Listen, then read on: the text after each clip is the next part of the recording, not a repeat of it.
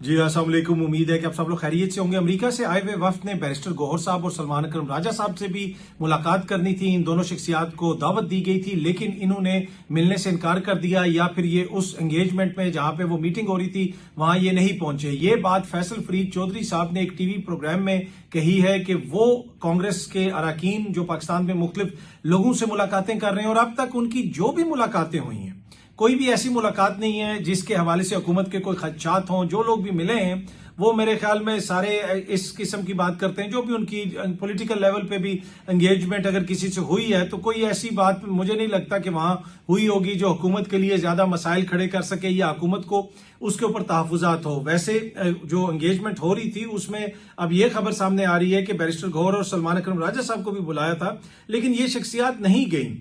अब बैरिस्टर गौहर और सलमान अकरम राजा साहब तो कहते हैं कि उनको कोई ऐसा दावतनामा नहीं मिला। पाकिस्तान तहरीक इंसाफ के सीनियर जराये ने यह बताया कि बैरिस्टर गौहर साहब वाज़ेह तौर पे कहते हैं हमें तो कोई ऐसा इनविटेशन मिला ही नहीं। अब फोन हमारे पास है, हमें फोन किया जा सकता था। अब यह हो सकता है कि एम्बेसी से कोई इनविटेशन आया हो, रास्ते में इनविटेशन गायब हो जाए, ये भी ऐसा मुमकिन तो नहीं है, ऐसा हो तो नहीं सकता। लेकिन वो इस चीज के ऊपर बिल्कुल कायम है कि उनको कोई ऐसी इनविटेशन नहीं दी गई है। माजी के अंदर भी वो अमेरिकन एम्बेसी के लोगों से मिलते रहे, दीगर लोगों से भी मिलते रहे, तो ऐसी कोई इनविटेशन आती तो वो जरूर जाके मिलते।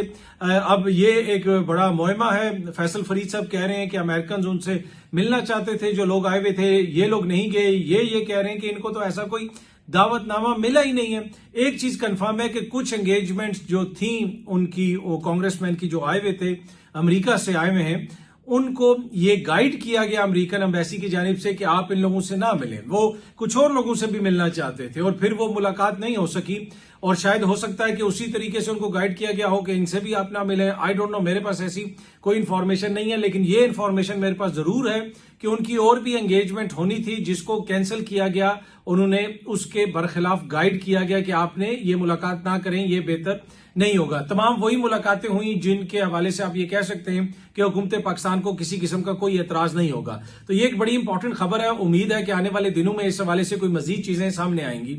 दूसरी जानिब जनाब, मिनरल्स और माइंस का जो बिल है, जो एक्ट है, खैबर पख्तूनख्वा असेंबली से तो वो पास नहीं हो रहा अभी तक। जो भी मसाइल चल रहे हैं वो हमारे सामने है, बहुत सारी उसके ऊपर बहस भी हो रही है, लेकिन खबर ये आ रही है कि बलोचिस्तान असेंबली से वो पास कर लिया गया। ये सामने आप देख सकते हैं। एक्सप्रेस न्यूज रिपोर्ट कर रहे हैं कि मौलाना फजल रहमान साहब ने पार्टी पॉलिसी के खिलाफ माइंस एंड मिनरल बिल की हमायत करने वालों से जवाब तलब कर लिया। अब मैंने समझा कि शायद ये कोई खैबर पख्तूनख्वा असेंबली में उनके अरकान असेंबली हैं, उनके हवाले से मौलाना कह रहे हैं। तो कौन कितने हैं उनके अरकान असेंबली मुझे नहीं पता था, लेकिन जब मैंने खबर की तफसील पढ़ी तो वो बड़ी हैरान कुन थी। वो मैं आपके साथ भी शेयर करता हूं। तर्जुमान JUI असलम गौरी साहब की जानिब से जारी बयान के मुताबिक पार्टी बलोचिस्तान असेंबली से पास माइंस एंड मिनरल्स बिल को मुस्तरद करती है।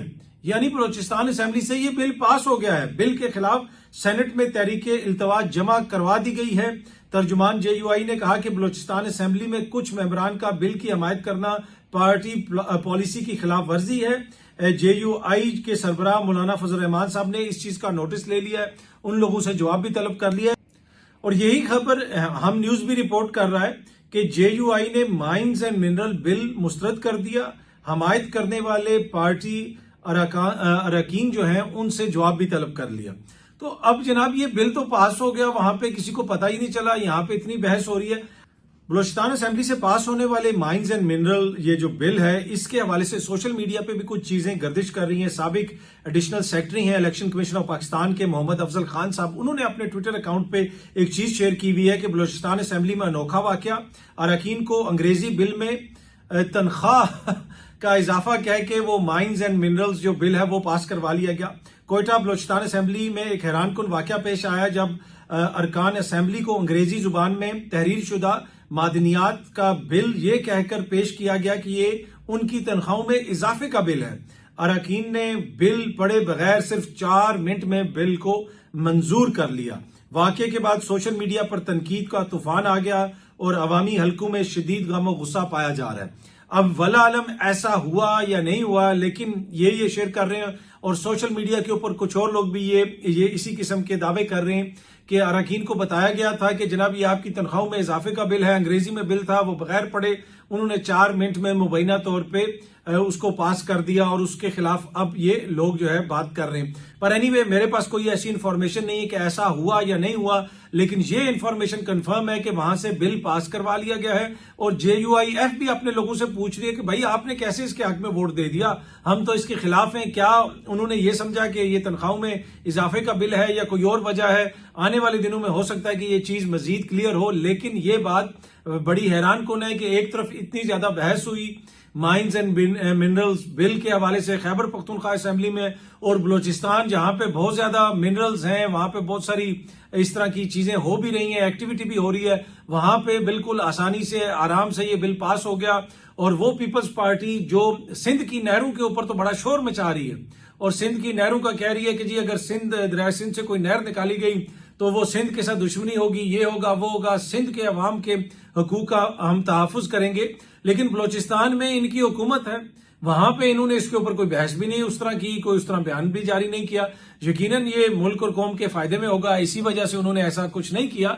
पर एनीवे इधर उनको पता है कि उनका कितना वोट बैंक है, बलूचिस्तान में उनको कितना वोट पड़ता है, हुकूमत तो उनकी है लेकिन उनको जमीनी हकायक का भी पता है। इस वजह से उन्होंने यहाँ पे सियासत करना जरूरी नहीं समझा, ना उनके ऊपर कोई तनकीद करता है, ना वो खुद किसी चीज पे तनकीद करते हैं, ना बिलावल साहब वहां पे गए हैं, ना जरदारी साहब वहां पे जा रहे हैं। तो बलूचिस्तान में बस उनकी हुकूमत है, फंड्स हैं, प्रोटोकॉल है, बस वो चल रहा है।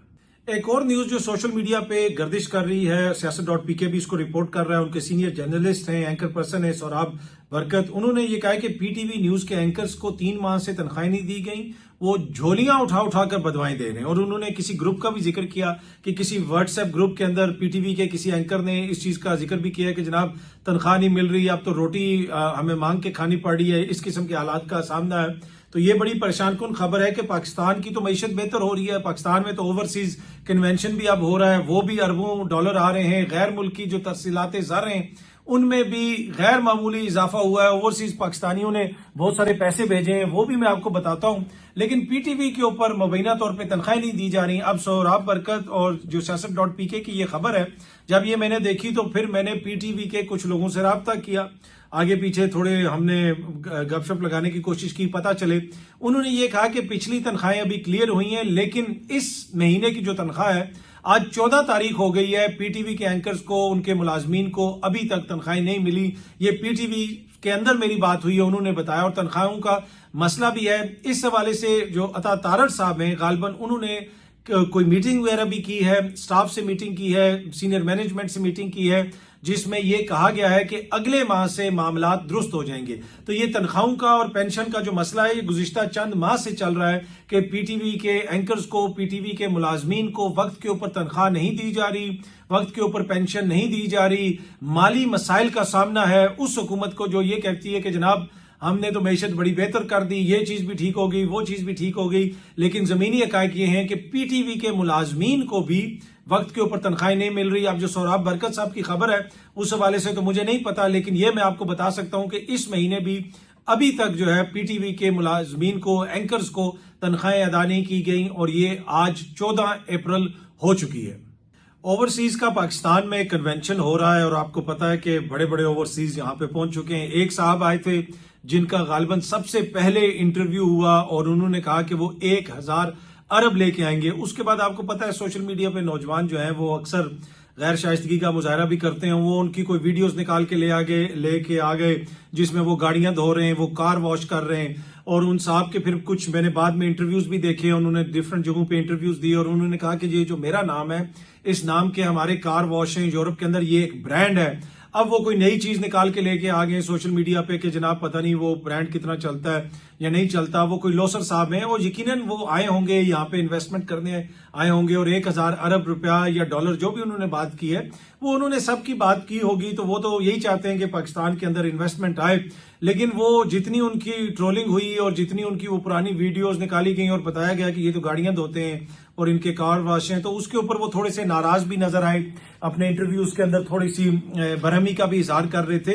तो वो सारा मामला तो चल रहा है। मेरा जो खदशा है ये है कि ये ना हो कि लोसर साहब नाराज हो जाएं और वो 1000 अरब रुपया जो पाकिस्तान में आ रहा है वो जो है वो खतरे में पड़ जाए। तो ऐसा नहीं करना चाहिए। ओवरसीज पाकिस्तानी वहां पे मेहनत करके कमाते हैं, और जो लोग सोशल मीडिया पे ठट्टे ले रहे हैं वो इस तरह की बातें ना करें। 1000 अरब रुपए या डॉलर का मामला है, इसको संजीदगी से लेना चाहिए। ऐसे जो है किसी का मजाक नहीं उड़ाना चाहिए। एनीवे, उन्होंने क्लियर की हैं, उन्होंने बहुत सारे इंटरव्यूज वगैरह दिए हैं, और हम इन सबको खुशामदीद कहते हैं। और ये जो 1000 अरब रुपया या डॉलर है जो भी है, ये तो एक मोजिज शख्सियत ने इसका दावा किया है। अभी तो बहुत सारे लोग हैं इतने बड़े कन्वेंशन सेंटर में वो बैठे हुए, पता नहीं वो कितने कितने हजार अरब रुपए या डॉलर लेके आ रहे हैं। मुझे जो मेन कंसर्न है कि इतने लोगों से हमने बुला लिया, इनको इतने हजार अरब रुपया भी आ जाएगा, हो सकता है डॉलर भी आ जाए। हमें पहले कोई महफूज जगह बना लेनी चाहिए कि जहां पे हम ये पैसा रखेंगे जब ये ओवरसीज पाकिस्तानी लेके आएंगे, और इनको भी ये बताना है कि ये पैसा जो है सिर्फ किन मंसूबों पे खर्च होगा, हुकूमत पे खर्च होगा।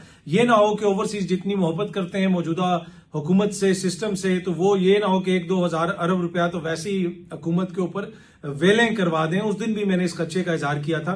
पर एनीवे जी, वो कन्वेंशन चल रहा है और अरबों डॉलर उस कन्वेंशन के जरिए भी आएंगे। दूसरी जानिब ओवरसीज पाकिस्तानियों ने तारीखी मालियत की तरसीलात ज़र वतन भेजकर रिकॉर्ड कायम कर दिया है। जनाब, ये रिपोर्ट कर रहा है एक्सप्रेस न्यूज, और खबर के मुताबिक रवां माली साल जुलाई ता मार्च मजमूई तौर पर 28 अरब डॉलर की तरसीलात ज़र मौसूल हुई हैं। ये वो ओवरसीज पाकिस्तानी है जो बाहर से मेहनत मजदूरी करके पाकिस्तान में पैसा भेजते हैं। पाकिस्तान में ना इतनी इन्वेस्टमेंट आई है इस अरसे के दौरान, जो बड़े बड़े दावे किए गए कि 100 अरब डॉलर आ जाएगा, इतने अरब डॉलर वहां से आ गया, इतने अरब डॉलर वहां से आ गया, उतना अरब डॉलर वहां से आएगा, कुछ भी नहीं आया। जो कुछ आया वो हमारे सामने है। 400 मिलियन डॉलर की कोई इन्वेस्टमेंट वगैरह हुई है इस रवा माली साल के अंदर। अगर सबसे ज्यादा पैसा आया तो वो ओवरसीज पाकिस्तानी जो बाहर से भेजते हैं, मशरक वुस्ता से, यूरोप से, नॉर्थ अमेरिका से, ये वो ओवरसीज पाकिस्तानी हैं जिनको पहले 2 साल तो इस सिस्टम ने, इस हुकूमत ने बुरा भला कहा। कभी उनको डराने की कोशिश की, कभी उनको धमकाने की कोशिश की, कभी उनके पासपोर्ट्स कैंसिल करने की बात हुई, कभी क्या जिक्र हुआ, कभी हुकूमती वुजरा ने उनकी तस्दीक की, कौमी असेंबली के अंदर खड़े होकर कहा कि ये बेशरम लोग हैं, अपने बुजुर्गों को दफनाने आते हैं। कभी कहा गया जी इतने लोग बरतानिया से डिपोर्ट हो रहे हैं, लिस्टें बन गई। और मैं उस वक्त भी कह रहा था कि ये आपका असासा है, आपको किसी ने और जो है कुछ नहीं देना, यही ओवरसीज पाकिस्तानी है। ये पाकिस्तान हम सब का है। अगर इसमें आके कोई ओवरसीज पाकिस्तानी इन्वेस्ट करता है तो अच्छी बात है। ये कोई किसी हुकूमत को तो नहीं दे रहा, किसी जनाब वो शख्सियत को तो नहीं दे रहा कि शहबाज शरीफ साहब को दे रहे हैं, या जरदारी साहब को दे रहे हैं, या इमरान खान साहब को दे रहे हैं। वो तो पाकिस्तान में आकर इन्वेस्ट करते हैं तो अच्छी बात है, हमारा मुल्क है, तरक्की करेगा तो हम सब का फायदा है। लेकिन इनको ये बात बड़ी देर से शायद समझ आई, और अब ये ओवरसीज कन्वेंशन करवा रहे हैं। जो रवैये थे इनके शुरू में और जिस किस्म की बातें की जा रही थी, शायद वो ये समझ रहे थे कि दोस्त ममालिक से कोई बड़ा पैसा मियां साहब लेके आएंगे। साफी इस तरह की खबरें देते थे कि जनाब दोस्त ममालिक ने गारंटी मांग ली है कि मियां साहब गारंटी देंगे तो हम इन्वेस्टमेंट लेके आएंगे। आज किधर है वो इन्वेस्टमेंट? आज तो घूम फिर के बात लुकाशेंको पे आ जाती है, बेलारूस से हम चले जाते हैं। और उनके हवाले से मैंने आपको तफसील बताई थी कि उनपे कितनी यूरोपीय यूनियन ने, बरतानिया ने, कनाडा ने किस किस्म की पाबंदियां लगाई हुई हैं। मियां साहब से याद आया कि जो लोग ये कहते थे कि जी पाकिस्तान की मईशत वो मियां साहब ठीक करेंगे और मियां साहब की सियासत जो है वो ही सब कुछ करेगी और वो वजीर आजम बनने जा रहे हैं। अब उन लोगों ने एक और नया बयानिया बनाना शुरू कर दिया कि इस वक्त पाकिस्तान में अगर किसी की सियासत है तो वो मियां साहब की है। बलोचिस्तान का मसला हो जाए, ये मसला हो जाए, वो मसला हो जाए, वो मसला सिर्फ मियां साहब हल कर सकते हैं। उनसे बड़ा किसी का सियासी कद नहीं है, वही कोई मेहरबानी करेंगे तो मामलात आगे चलेंगे। इस हवाले से मैंने हबीब अकरम साहब का एक बयान मेरी नजर से गुजरा, ये सामने आप भी देख सकते हैं। उन्होंने मियां साहब की सियासत के जो मौजूदा हालात हैं उसको बड़े ब्यूटीफुली सम अप किया। उन्होंने कहा कि 8 फरवरी इलेक्शन ने नवाज शरीफ को वहीं खड़ा कर दिया है जहां से वो जनरल जेलानी की उंगली थाम कर चले थे। ये बड़ी जबरदस्त तरीके से उन्होंने छोटे से, जिसे आप कह सकते हैं ना, फिक्रे के अंदर मियां साहब की सियासत को बंद कर दिया, बल्कि सियासत का खुलासा और तशरीह कर दिया। वो जो बूढ़ा शेर और ये और वो दानिश्वर बड़ी दानिश्वरियां कर रहे हैं, असल हालात ये हैं। मियां साहब की सियासत उसी नहज पे पहुंच गई है जहां से वो शुरू हुई थी, यानी वो सहारा लेके सियासत में आए थे और इस वक्त उनकी हुकूमत, उनकी सियासत सहारों की मरहूने मिन्नत है। यह है इस जुमले की तशरीह कि इस वक्त वो सहारों के बलबोते पे उनकी सियासत चल रही है, तो वो उसी मुकाम पे पहुंच गए जहां से वो शुरू हुए थे। तो ये जो ये कह रहे हैं कि जी मियां साहब इस चीज में किरदार अदा कर सकते हैं या उस चीज में किरदार अदा कर सकते हैं, मैं मसलसल आपके साथ कह रहा हूं कि इस वक्त ना मियां साहब, ना उनकी जमात, ना उनकी सियासत इस पोजीशन में है कि वो कोई किरदार अदा कर सके, ना ही जरदारी साहब। इसी वजह से बलोचिस्तान असेंबली से बिल भी पास हो गया, ना वहां पे जरदारी साहब गए, ना वहां पे बिलावल साहब गए, किसी को पता ही नहीं है। ये सियासी तौर पे इररेलेवेंट है, ये इंतजामी तौर पे मामलात को देख रहे हैं और वो आपके सामने है।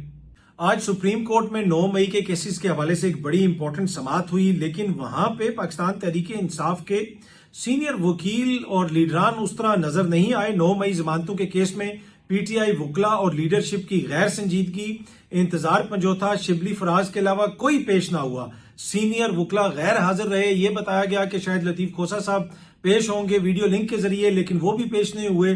तो इसके ऊपर काफी ज्यादा लोग हैरानगी का इजहार कर रहे हैं कि ये बड़ा इंपॉर्टेंट केस है, पाकिस्तान तहरीक इंसाफ की सीनियर लीडरशिप वहां पे क्यों नहीं गई है। दूसरी जानिब लाहौर हाई कोर्ट के अंदर इमरान खान साहब की जमानतों के हवाले से भी समाअत हुई। वहां पे बड़ी तादाद में पाकिस्तान तहरीक इंसाफ के एमपीए पहुंचे। मलिक अहमद बचर साहब भी वहां पे मौजूद थे, आली हमजा मलिक साहिबा भी वहां पे मौजूद थी, दीगर एमपीए हजरात भी वहां पे मौजूद थे। तो काफी बड़ी तादाद में लोग वहां पे गए। बाकी 9 मई के हवाले से जो सुप्रीम कोर्ट में समाअत हुई उसमें उमर चीमा साहब का भी जिक्र आया। उमर चीमा साहब साबिक गवर्नर पंजाब, अभी तक जेल के अंदर हैं। 9 मई जमानत मनसूखी केसेस में पुलिस उमर चीमा को 2 साल जेल में रख के भी असला बरामद न कर पाई। उमर चीमा से असला बरामद करना है, जिस्मानी रिमांड जरूरी है। प्रोसिक्यूटर ने यह कहा। उमर चीमा कहां है, चीफ जस्टिस साहब ने पूछा। जेल में है प्रोसिक्यूटर, तो मुलजिम जेल में है तो तफ्तीश कर लें, क्या मसला है कि वो तो 2 साल से आपके पास है, अभी आपने और क्या तफ्तीश करनी है। पर एनीवे उमर चीमा हो जाए, मियां महमूद रशीद साहब हो जाएं, एजाज चौधरी साहब हो जाएं, उसके साथ साथ यास्मीन राशिद साहिबा हो जाएं, दीगर बहुत सारे लोग हैं जो जेलों के अंदर हैं और उनके खिलाफ मुख्तलिफ किस्म के केसेस हैं। 9 मई के हवाले से केसेस हैं और कहा यही जा रहा है कि इनको जमानत नहीं मिलेगी। और अब ये मामला जो है सुप्रीम कोर्ट तक पहुंच गया है। वहां पे भी हुकूमत बड़ा भरपूर तरीके से केस लड़ रही है कि इनको जमानतें नहीं मिलनी चाहिए। दूसरी जानिब पाकिस्तान तहरीक इंसाफ के बहुत सारे जो सीनियर लोग हैं वो वहां पे हमें उस तरह नजर नहीं आए। अब तहरीक इंसाफ का एक इशू ये भी है कि इतनी तरफ इतने ज्यादा केसेस चल रहे हैं कि हर तरफ शायद वो ना पहुंच सकें, लेकिन ये एक इंपॉर्टेंट नौयत का केस था। लोग एक्सपेक्ट कर रहे थे कि यहाँ पे सीनियर क़यादत, सीनियर वकला वहां पे आएंगे और आके वहां पे जो अपना जो भी मौकिफ है वो रखेंगे, लेकिन आज हैरानकुन तौर पे वो नजर वहां पे नहीं आए। अच्छा, एक क्वेश्चन बार बार पाकिस्तान तहरीक इंसाफ की क़यादत से किया जाता है कि जितने आपके एमएनए हैं, एमपी हैं, सूबे में हुकूमत है, फिर भी आप इमरान खान साहब की रिहाई के लिए कुछ नहीं कर पा रहे, कोई आपसे कोई सियासी हिकमत अमली नहीं बन पा रही। देखें, सियासी हिकमत अमली के ऊपर तो तनकीद हो सकती है, लेकिन किसी भी मुल्क में किसी की रिहाई सियासत के जरिए नहीं होती है। मुल्क में रिहाई आइन और कानून और कायदे और जाब्ते के तहत होती है, अदालतों से होती है। तो असल मसला ये है कि जो हुकूमत का रवैया है, क्या वो जाब्ते के तहत चल रहे हैं, क्या वो चीजों को उस तरह डील कर रहे हैं जिस तरह आइन और कानून के मुताबिक चीजों को डील किया जाना चाहिए। तो इशू तहरीक इंसाफ की पॉलिसी तो हो सकती है, लेकिन असल मसला हुकूमती रवैया है। आप देख लें, मखसूस नशिस्तों वाला फैसला देख लें, आप दीगर फैसले देख लें, आला अदलिया के फैसले देख लें, उनके ऊपर किस हद तक अमल दरामद होता है। इलेक्शन के डेट का फैसला आप देख लें, जो अता बंदियाल साहब जब थे इलेक्शन का कहा गया उस वक्त कितनी उसके ऊपर अमल दरामद किया गया। तो मसला तहरीक इंसाफ की क़यादत या उनकी लीडरशिप नहीं है, असल मसला हुकूमती रवैया है। और जब आप ये कह रहे हैं कि सियासत के जरिए इमरान खान साहब की रिहाई अभी तक मुमकिन नहीं हो पा रही, तो बुनियादी तौर पे तो आप ये कंफर्म कर रहे हैं, जो भी लोग ये बात करते हैं कि इमरान खान साहब के ऊपर जो केसेस हैं वो सियासी नौयत के हैं, वो एक सियासी कैदी हैं, उनको पॉलिटिकल विक्टिमाइजेशन का निशाना बनाया जा रहा है। और बाकी भी जो दीगर लोग हैं, जब सियासी मामला हल होंगे तो ये भी रिहा हो जाएंगे। इससे, इसका करप्शन से या दीगर मामला से कोई ताल्लुक नहीं है। अब देखते हैं जनाब ये चीजें आगे किस तरफ बढ़ती हैं, लेकिन अब तहरीक इंसाफ की क़यादत ने भी कुछ फैसले करने हैं कि वो किस किस्म की तहरीक चलाएंगे, किस किस्म का एहतजाज करेंगे। जुनैद अकबर साहब ने तो कल बड़ी एक बात की है कि वो सड़कें भी बंद कर देंगे, रास्ते भी बंद कर देंगे। दूसरी जानिब पाकिस्तान तहरीक इंसाफ के अंदर ही जो एक इम्पॉर्टेंट शख्सियत है और दीगर शख्सियात हैं, वो ये कहती हैं कि हमें बिल्कुल ठंडा हो जाना चाहिए और तमाम चीज़ों को कूल डाउन कर लेना चाहिए और उसके बाद मामला हल होंगे। और जिस तरह मैंने कल भी अर्ज की थी कि ये तो मैं आपसे कंफर्म कर सकता हूं कि पाकिस्तान तहरीक इंसाफ और इस्टेब्लिशमेंट के मुज़ाकरात चल रहे हैं, एंगेजमेंट चल रही है। अब वो किस लेवल के ऊपर चल रही है और किसके साथ चल रही है वो मुझे नहीं पता। मेरा नहीं ख्याल कि उसमें आजम स्वाति साहब का कुछ ज्यादा इंपॉर्टेंट किरदार है, पर उन्होंने भी अपनी एंगेजमेंट मीडिया पे डाली हुई है और मीडिया पे वो जो है वो जोर से तेजी से चल रही है, वो भी चल रही होगी, लेकिन कहीं ना कहीं किसी ना किसी लेवल के ऊपर एंगेजमेंट हो रही है और उसमें यही मैसेज है कि चीजें काम डाउन होंगी, कूल डाउन होंगी तो मामलात हल होंगे। एक जो जिसे आप कह सकते हैं फैक्शन कह सकते हैं या एक सोच ये है तहरीक इंसाफ के अंदर कि हमें चीजों को ठंडा करना चाहिए। दूसरी सोच ये है कि हुकूमत की किसी बात पे भी एतबार ना करें। इमरान खान की इद्दत के केस से लेके दीगर मामला देख लें, कहीं पे कोई ऐसा आपको जेस्चर नजर आया कि जिसकी वजह से हम हुकूमत के ऊपर एतबार कर सकें। इन्होंने सिर्फ टाइम बाय करना है और कुछ नहीं है, इनको सिर्फ अपनी चीजें चाहिए, ये अपने मामला सीधा करना चाहते हैं और अपने 5 साल पूरा करना चाहते हैं, इनके ऊपर एतबार नहीं किया जा सकता। लिहाजा हम दबाव डालेंगे तो मामलात हल होंगे। जिस तरह मरियम बीबी कहती थी मुजाहमत होगी तो मुफाहमत होगी, तो तहरीक इंसाफ के अंदर एक जो सोच है वो ये है कि हमें इनके ऊपर मजीद हुकूमत पे दबाव डालना चाहिए, किसी किस्म की कोई मुफाहमत की बात नहीं होनी चाहिए, तभी ये हमसे बात करेंगे, तभी मामलात हल करेंगे। दूसरी सोच ये है कि नहीं जनाब, चीजों को काम डाउन करें, कूल डाउन करें, फिर मामलात हल होंगे। गवर्नर स्टेट बैंक सब फरमा रहे हैं कि जी अगले महीने से महंगाई बढ़ सकती है। महंगाई बढ़ने का उन्होंने अंदिया दे दिया, ये सामने आप देख सकते हैं, एक्सप्रेस न्यूज इसको रिपोर्ट कर रहा है। Governor State Bank of Pakistan Jamil Ahmed Khan ने कहा है कि वॉशिंगटन में आलमी मालियाती फंड यानी IMF की 2 हफ्तों तक जारी रहने वाली स्प्रिंग मीटिंग्स की वजह से IMF की जानिब से पाकिस्तान को कर्ज की अगली किस्त मौसूल होने में ताखीर हो सकती है, जबकि आइंदा माह से अफराते ज़र में इजाफा हो सकता है, महंगाई बढ़ने में इजाफा हो सकता है, महंगाई बढ़ने की शरह में इजाफा हो सकता है। अब कुछ चीजें आपने क्लियर करनी है। पाकिस्तान में हालिया अरसे में महंगाई कम नहीं हुई है, महंगाई बढ़ने की शरह कम हुई है। यानी अगर ये कप है और ये हर महीने इसकी कीमत में 2 रुपया इजाफा हो रहा है और एक महीने जो है इसकी कीमत में सिर्फ 1 रुपया इजाफा हो, तो मैं शोर मचा दूं कि जी पाकिस्तान में महंगाई की कम हो गई, महंगाई कम हो गई, 2 साल की कम तरीन सतह पे आ गई, क्योंकि 2 साल से इसमें हर महीने 2 रुपये इजाफा हो रहा था, इस महीने सिर्फ 1 रुपया इजाफा हुआ है। इस कप की कीमत में पिछले माह की निस्बत इस माह भी इजाफा हुआ है, लेकिन महंगाई बढ़ने की शरह में इजाफा हुआ। तो यहां पे जो आपको बताया गया कि जी 50 साल की कम तरीन सतह पे आ गई है महंगाई। क्या अंडे 50 साल पहले इतने रुपए के दर्जन मिलते थे जितने कि आज मिल रहे हैं? क्या दूध की ये कीमत थी, चीनी की ये कीमत थी, आलू की ये कीमत थी, प्याज की ये कीमत थी? तो ये तो अवाम के शऊर की तौहीन है जो इसके ऊपर ये बयानियां बनाने की कोशिश की जाती है कि जी महंगाई कम होगी। महंगाई नहीं कम हुई, महंगाई बढ़ने की शरह कम हुई है और अब दोबारा वो जो शरह कम हो रही थी उसमें दोबारा इंक्रीज हो सकता है कि वो महंगाई बढ़ने की शरह जो है वो दोबारा उसमें इजाफा हो सकता है। ये गवर्नर स्टेट बैंक साहब फरमा रहे हैं। बाकी अगर आप समझते हैं कि महंगाई 9 साल की, 10 साल की या 50 साल की कम तरीन सतह पे है तो कमेंट करके हमें जरूर बताइएगा कि पिछले साल का जितनी कीमत में दूध आपको मिलता था, अंडे मिलते थे, आटा मिलता था, पेट्रोल मिलता था, जो भी चीजें थी उसमें किस हद तक कमी आई है या कमी नहीं आई है, वो जरूर हमें बताइएगा कमेंट करके। क्या आप ये जो इस वक्त जो जिसे कहा जा रहा है कि तारीखी सतह पे महंगाई कम हो गई है, आप उस महंगाई की कमी को महसूस कर रहे हैं? हमारे साथ जरूर शेयर कीजिएगा। बहुत जल्दी आप सब दोस्तों से दोबारा मुलाकात होगी। Thank you very much.